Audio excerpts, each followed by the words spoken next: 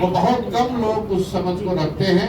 इसलिए अगर ये आज हम लोग साथ में दोनों आ रहे हैं तो इसका बहुत बड़ा फायदा बिहार की उस सोच को, ये मत कहिए कि दंशराज को फायदा होगा, उसका बहुत बड़ा फायदा उस सोच को होगा जिस सोच में लोग चाहते हैं कि बिहार में एक नई राजनीतिक व्यवस्था, एक नया विकल्प बने।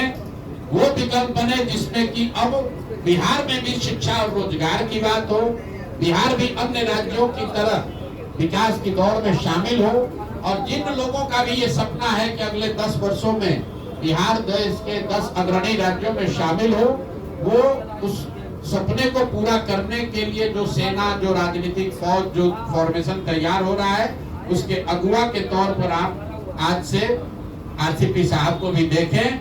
हम लोग भी उसी भूमिका में लगे हैं, और जो हमारे साथी बैठे हुए हैं यहाँ पर, तो चाहे रामबली जी हो, चाहे गिरी साहब हो, किशोर कुमार मुन्ना हो, हमारे अध्यक्ष श्री मनोज भारती जी हो, कुशवाहा जी हैं, या बहुत सारे साथी जो आरसीपी जी के साथ संघर्ष कर रहे थे। अभी यहाँ पर एकदम मैं उनका परिचय नहीं करा पा रहा हूँ, तो मैं माफी चाहता हूँ उन लोगों से भी।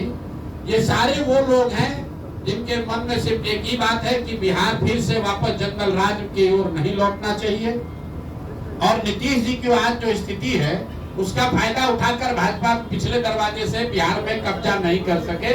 इन दोनों लड़ाई को अगर लड़ना है तो बिहार में एक मजबूत, सशक्त, ईमानदार विकल्प होना चाहिए, जिसमें नीतीश कुमार ने आज से 10 साल 15 साल पहले जो कहा था, जिसमें तीनों सी न हो, जिसमें क्राइम ना हो, जिसमें करप्शन ना हो, और जिसमें कम्युनलिज्म ना हो।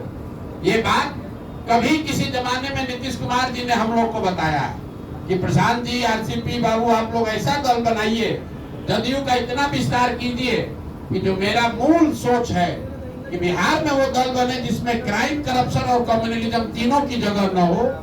वही सोच, उसी प्रयास को हम लोग आगे बढ़ाएंगे।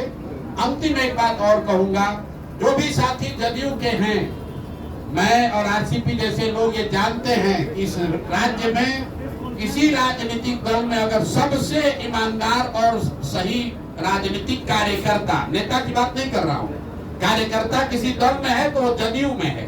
तो मेरे भाई, आपके जरिए, मीडिया के माध्यम के से आप सबको अपील कर रहे हैं कि जदयू अब वो नहीं है। जदयू अब 4 ठेकेदारों की पार्टी हो गई है। नीतीश कुमार शारीरिक मानसिक तौर पर सक्षम नहीं है निर्णय लेने के लिए, तो ये आपका दल है।